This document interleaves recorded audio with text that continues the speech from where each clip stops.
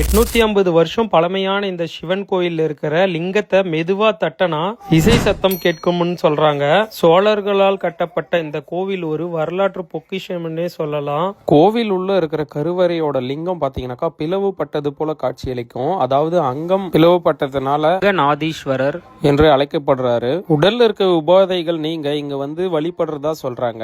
நீங்க இப்ப பாத்துட்டு இருக்கிறது நலம் வளர் நாயகி. சுகப்பிரசவம் ஆக வேண்டி இங்க இருக்கிற கர்ப்பிணி பெண்கள் இங்க வந்து வழிபடுவது உள்ளூர் மரபாக உள்ளது. இப்ப நீங்க பாக்குறது பாத்தீங்கன்னாக்கா 12ஆம் நூற்றாண்டுல இந்த மண்ணிற்காக இந்த ஊரோட மன்னனுக்காகவும் தங்களை தாமே பலி கொடுத்து கொண்ட வீரர்களோட சிலையை தான் நீங்க இப்ப பாத்துட்டு இருக்கீங்க. பிரம்மோற்சவ விழா பாத்தீங்கன்னாக்கா இங்க 14 நாள் தொடர்ந்து நடைபெறும். 32 அடி உயரம் கொண்ட தேரோட்டம் பாத்தீங்கன்னாக்கா மிக சிறப்பா நடைபெறும். இந்த கோவிலோட அழகே இங்க இருக்கிற 61 அடி உயரம் கொண்ட ராஜகோபுரம் தான். இவ்வளோ சிறப்புகளை கொண்ட கோவில் எங்க இருக்குன்னு பாத்தீங்கன்னாக்கா நம்ம திருப்பத்தூர் மாவட்டம் மடவாளத்துல தான் அமைஞ்சிருக்கு. தட்டனா ஓசை வரும் சிவலிங்கத்தை பார்க்கணும்னு உங்களுக்கும் ஆசையா? அது மட்டும் இல்லாம தீராத உடல் வலி தீரணும்னு ஆசைப்பட்டாலும் மறக்காம இந்த கோவிலுக்கு வந்து பாருங்க.